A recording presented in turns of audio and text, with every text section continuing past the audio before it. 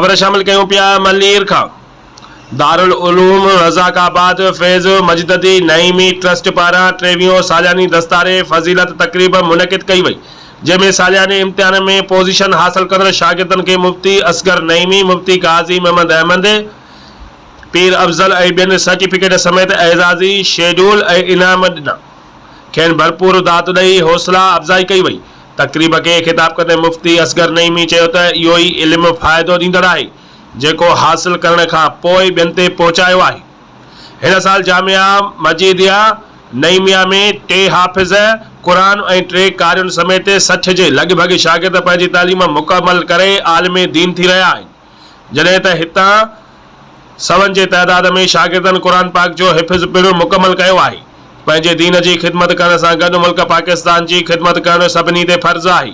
उन मौक़े ते हज़रत अल्लामा पीर मोहम्मद नईमी, हाजी गबोल नाज़िम आला मोहम्मद सुलेमान, हाजी धनी बख्श, हाजी मोहम्मद इस्माइल ऐं ॿिया पिणु मौजूद आहे। रिपोर्ट करण लाइ मुश्ताक गबोल, बे न्यूज़ मलीर।